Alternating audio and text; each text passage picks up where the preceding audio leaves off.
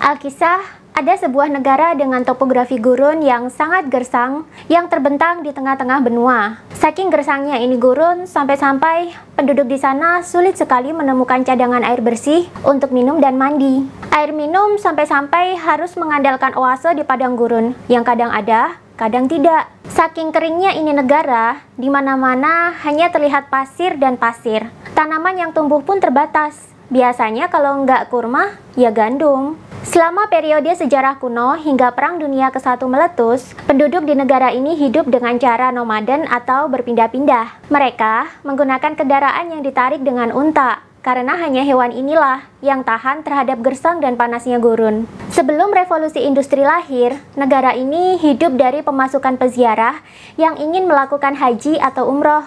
Dari sini saja sudah tahu kan ini negara mana?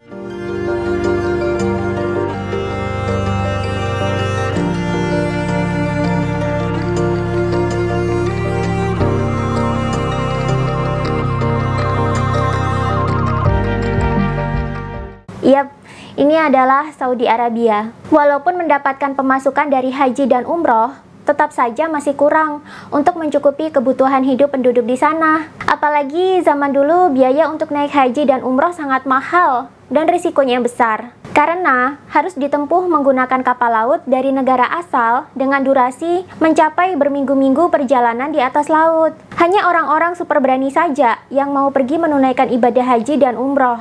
Tapi ini berbeda ketika kandungan minyak bumi ditemukan di sana setelah bertahun-tahun Perang Dunia Pertama usai. Tahun 1938, Raja Arab Saudi saat itu, King Abdul Aziz bin Abdul Rahman Al Saud, meminta bantuan kepada sekelompok insinyur asal Amerika Serikat untuk melakukan penggalian di sejumlah kawasan di Saudi Arabia dengan tujuan awal menemukan sumber air tawar. Tapi bukannya sumber air tawar yang mereka temukan, malah justru minyak bumi.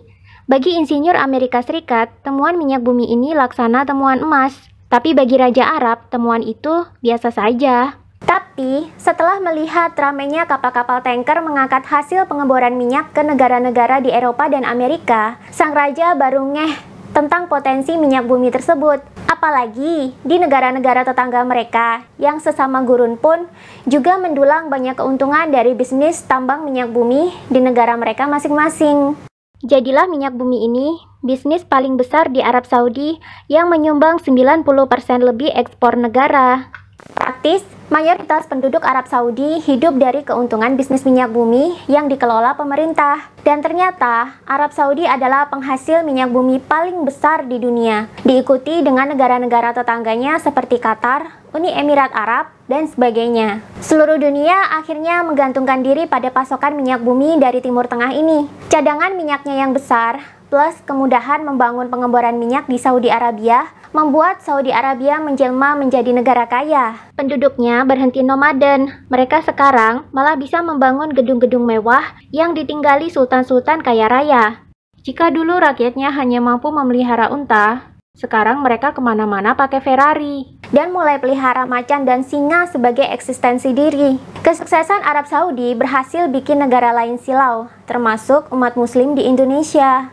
Umat muslim Indonesia mengira kebesaran Arab Saudi adalah karena eksistensinya mereka sebagai negara Islam yang menegakkan syariat, padahal bukan. Haji dan umroh memang menyumbang pemasukan besar buat Arab Saudi, tapi jumlahnya tak seberapa dibandingkan pemasukan yang dihasilkan dari bisnis minyak bumi yang memberikan 75% pendapatan untuk pemerintah. Ini bukan data ngawur atau hasil saya ngarang. Jika kamu cukup pintar, gunakan ponselmu dan googling sendiri kata kunci energi di Arab Saudi. Maka Google akan memberikan data-data kredibel dari mana saja pemasukan Arab Saudi hingga jadi negara kaya raya seperti sekarang. Semuanya satu suara, dari minyak bumi. Tapi kenapa ya, walaupun Arab Saudi tumbuh sebagai negara Islam yang kaya, tapi tetangga-tetangganya sesama Timur Tengah yang juga Islam kok sering perang? Padahal sama-sama kaya minyak dan sumber daya alam lainnya. Suriah, Irak, Lebanon, Yaman, Libya, Mesir adalah sederet nama-nama negara di Timur Tengah yang kaya dengan sumber daya alam, mulai dari minyak bumi sampai gas alam. Tapi mereka tragisnya justru jadi negara yang paling sering dilanda perang, mayoritas perang saudara, minimal konflik kudeta pemerintahan yang sah.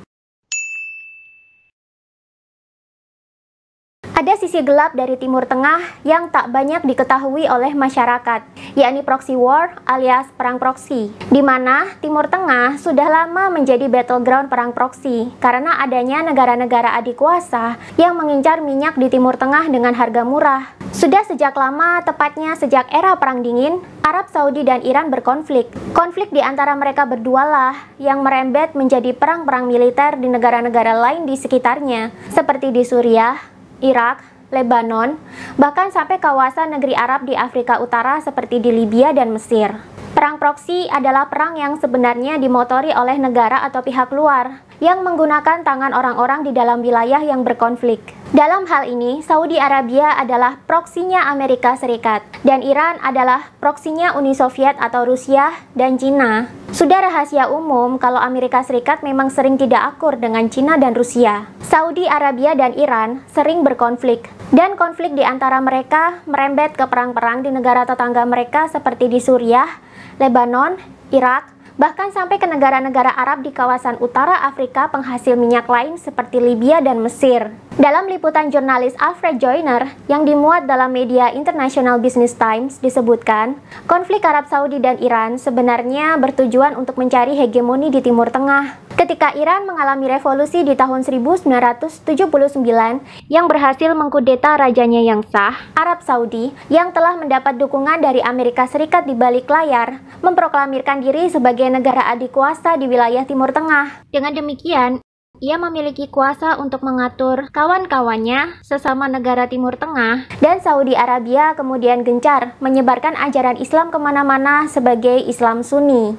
Di satu sisi, Republik Iran yang baru lahir, mayoritas penduduknya beragama Islam Syiah, dan di balik layar, negara ini didukung oleh Cina dan Rusia. Melihat Arab Saudi yang tiba-tiba menjadi hegemoni dan adik kuasa di Timur Tengah, tentu Iran tidak terima. Konflik Iran dengan Arab Saudi pun pecah dengan propaganda konflik Islam Sunni Syiah. Pesan-pesan provokatif untuk membangkitkan kemarahan Sunni Syiah banyak beredar di kedua negara ini, sehingga konfliknya terus merembet dan membesar kemana-mana. Perlu diketahui bahwa Islam di Timur Tengah terbagi menjadi dua kelompok besar, yakni Sunni dan Syiah. Dua sekte inilah yang dijadikan bahan untuk proxy war, seolah-olah perangnya adalah konflik Sunni Syiah, siapa yang paling benar. Padahal di baliknya ada Amerika Serikat versus Cina Rusia yang sedang berperang. Rusia yang selama Perang Dingin bernama Uni Soviet, dulunya kaya dari bisnis minyak juga. Ketika mengetahui bahwa Arab Saudi menjadi produsen minyak bumi terbesar di dunia, Uni Soviet sebagai negara adidaya tentu ketar-ketir. Akhirnya, dijadikanlah Iran sebagai proksinya untuk berperang dengan Saudi Arabia. Ditambah, Saudi Arabia di-backup oleh Amerika Serikat. Lengkap sudah alasan Uni Soviet untuk bisa menjatuhkan Arab Saudi lewat Iran. Apalagi, di Saudi Arabia ada pangkalan militer Amerika Serikat. Semenjak ketegangan Saudi Arabia dan Iran ini lahir, Timur Tengah tak pernah damai dari perang. Baik Saudi Arabia dan Iran masing-masing memiliki sekutu dan saling berkonflik dan menimbulkan perang saudara di negara masing-masing. Isu pemicunya mayoritas sama, isu agama. Mereka bertengkar sendiri mendebatkan mana yang paling benar, Sunni atau Syiah. Dan pertengkaran mereka pun kadang terdengar sampai ke Indonesia dan sama-sama menimbulkan perdebatan juga di kalangan umat muslim di sini. Dalam proxy war ini pun masing-masing punya sekutu. Siapakah sekutu Saudi Arabia ini? Mereka adalah Azerbaijan, Gulf Cooperation Council atau GCC, para mujahidin di Iran, pemberontak Kurdis, Albania, kelompok pemberontak Jaish-ul Adil, Yordania, Maroko, Eropa, Amerika Serikat, dan yang tidak akan kalian kira, Israel. Lalu siapa sekutu Iran?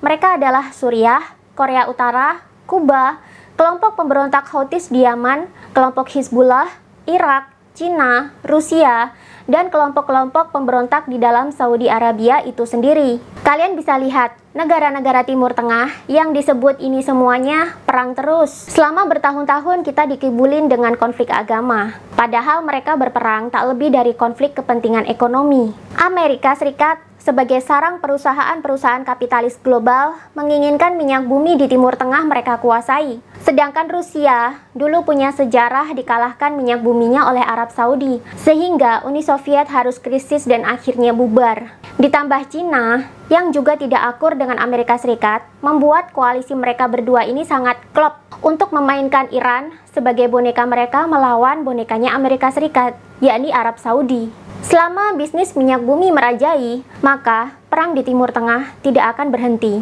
Kini, bisnis minyak bumi mulai tersingkirkan. Energi fosil akan bergeser menjadi energi listrik. Minyak bumi sebagai energi fosil tak akan laku lagi. Hegemoni Arab Saudi sebentar lagi nggak akan laku lagi. Semuanya akan serba listrik. Sepeda motor listrik, mobil listrik, bahkan tak menutup kemungkinan tank dan pesawat pun pakai tenaga listrik, bukan lagi minyak. Jika semua beralih ke listrik, tentu perlu baterai. Dan nikel adalah bahan baku baterai paling populer dan paling baik.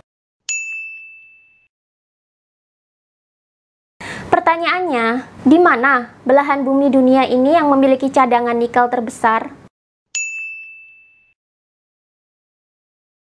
Ya di Indonesia lah.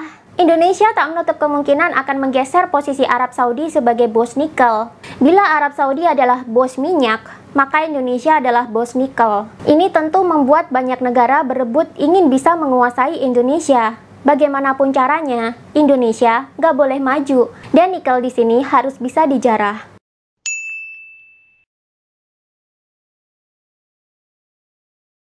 Seperti yang ada di Timur Tengah, yang akhirnya mereka perang sendiri-sendiri. Kebetulan, Indonesia adalah negara dengan mayoritas penduduknya Muslim. Ini menjadi peluang yang pas untuk melakukan proxy war di Indonesia seperti di Timur Tengah. Bila Timur Tengah sukses hancur lebur melalui proxy war dengan konflik Sunni Syiah sebagai propagandanya, maka Indonesia juga bisa pakai konflik agama sebagai propagandanya. Kebetulan, di Indonesia ada kelompok-kelompok Islam garis keras yang suka berdakwah sambil mengumpat dan suka mengadakan kajian-kajian yang menyesatkan, mengajak untuk revolusi lah, mengajak menggulingkan presiden lah, memenjarakan gubernur lah. Bahkan banyak ulama-ulama yang dengan licinnya mulutnya menuduh kafir ke sana sini. Bahkan tak segan-segan berteriak kata-kata kasar, seperti kata lonte misalnya, yang sempat viral kemarin diucapkan oleh Habib Rizik. Dan umat muslim Indonesia yang unyu-unyu, terutama yang kurang literasi dan mabok doktrin agama,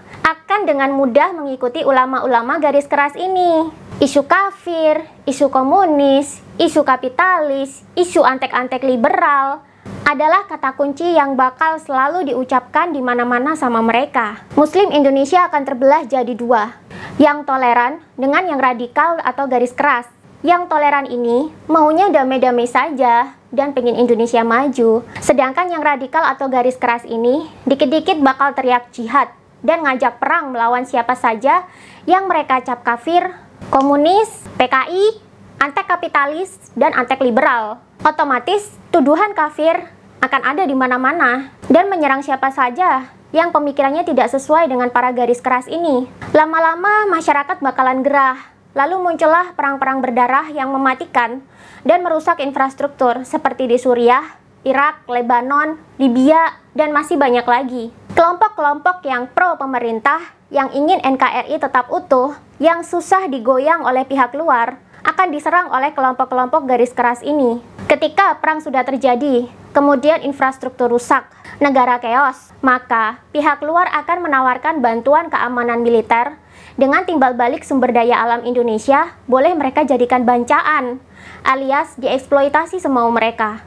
Ya, seperti di Timur Tengah lah akhirnya, seperti di Suriah, seperti di Libya, seperti di Lebanon. Setidaknya itulah pola yang terjadi di Timur Tengah yang mau diterapkan di sini. Tak perlu jadi politikus expert untuk bisa membaca tanda-tanda ini. Kita orang Nusantara, terlebih orang Jawa, sudah pernah dibekali ilmu titan oleh leluhur alias ilmu mengamati kejadian-kejadian di sekitar.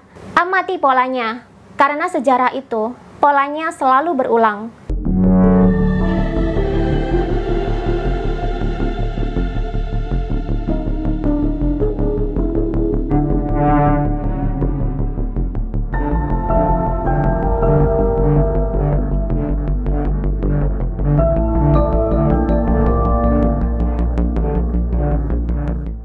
So, buat kamu yang kemarin sempat terkecoh dengan isu agama macam-macam, tobat sekarang.